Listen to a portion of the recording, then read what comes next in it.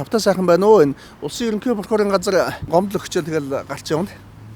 За ямар агуулгатай гомдол өгсөн бэ?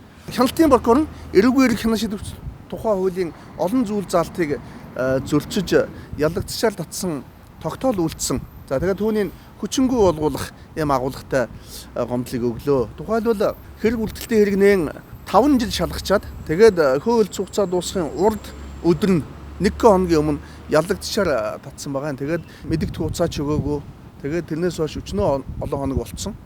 Тэгээд гинтхэн цагдаа дуудаад ялагдчихаар таныг татсан байна илж уулах гэсэн юм байлээ. Тэгээд энэтэй холбоотойгоор надад хандсан. За тухайн асуудлын хувьд бол яг хөө мэдээж гимбуруутай үйл байсан байна. Гэхдээ хууль цугцаа бол дууссан байна. Хууль цугцаа гэдэг чинь өөрөө тухайн үйлдэлийн нийгмийн хор аюул одоо байхгүй болоод арилсан гэж үзсэн учраас түүний гэмт хэрэг одоо тооцохгүй болох асуудал байхгүй юу? Хамгийн гол нь миний одоо энд гаргасан гомдлын гол агуулга нь хяналт тавих үүрэгтэй, хууль хэрэгжүүлэх үүрэгтэй хуульч прокурор өөрөө маш олон хуулийн заалтыг зөвлөж байгаа нь өөрөө болохгүй асуудал шүү дээ. Тэгээ энэ дээр мөрдөн байцаагч прокурор аль аль нь одоо хууль зөвлөсөн гэж үзэж би энэ гомдлыг гаргасан. Тухайлбал эрүүгээр хянан шийдвэр тухай хуульд заасан байна шүү дээ.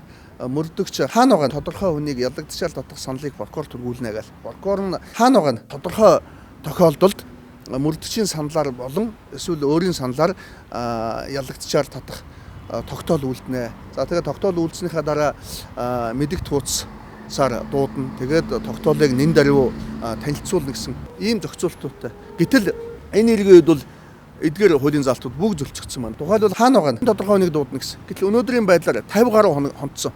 Тэр хүний хаа байгааг мөрдөгч прокурор олоогүй л байхгүй. Тэгэхээр энэ хуулийн заалтыг мөрдөгч бий зөвлөчөө гэж үлдсэж байна. За прокурор мөн хаана байгаа тодорхой хүнийг дуудах ёстой. Гэтэл бас л өнөөдрийг хүртэл тэр хүнийг дуудаагүй, олоогүй, ялагдчихал татгдсан тогтоолоо танилцуулаагүй байна гэдэг чинь энэ хүний хаана байгаа тодорхой бослоо байгаа байхгүй. Тэгэхээр энийг зөвлөсөн байна. Ялагдчихал татсан тогтоол үйлснийхээ дараа мэддэг тууц бичнэ гэсэн байгаа. Өнөөдрийг хүртэл мэддэг тууц бичигдээгүй. За тэгээ гуравт нь нэн даруй дуудана гэж байгаа. Хуулинд нэн даруйгээ заасан. Гэтэл нэн даруй битгэл өнөөдөр 50 гаруй хоног тэр хүнийг дуудаагүй.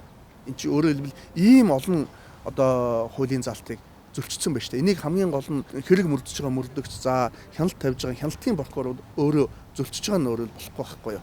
Миний хэлсэн зүйл бол тухайн хүний хувьд гимбуруутай үйл гаргасан ч гэсэн хууль цугцаа дууссан тохиолдолд нийгмийн хор аюул нь арилсан гэж төр үзээд түүнийг одоо яш идэхлээс чөлөөлөхөөр зохицуулагдсан байгаа байхгүй юу. Хамгийн гол нь яахаараа мөрдөгч прокурор 5 жил шалгадаг юм бэ?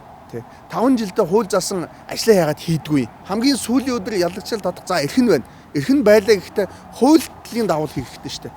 Мөрдөн шал ажиллагаанд хяналт тавих хэрэгтэй прокурор өөрөө хууль зөвчөж болохгүй шүү дээ. Зөв миний саяын тохиолдол эрүүгээр эрхэн шийдвэрлэх тухай хуулийн 3 залтыг зөвчсөн байгаа. Одоо ямар арга хэмжээ авах хэрэгтэй вэ? Хууль зөвчөж гаргасан прокурорын тогтоолыг би бол дэжитний прокурор нь хүчингү болох хэрэгтэй би ойлгож байгаа. Таны ажилд амжилт хүсье. За баярлалаа.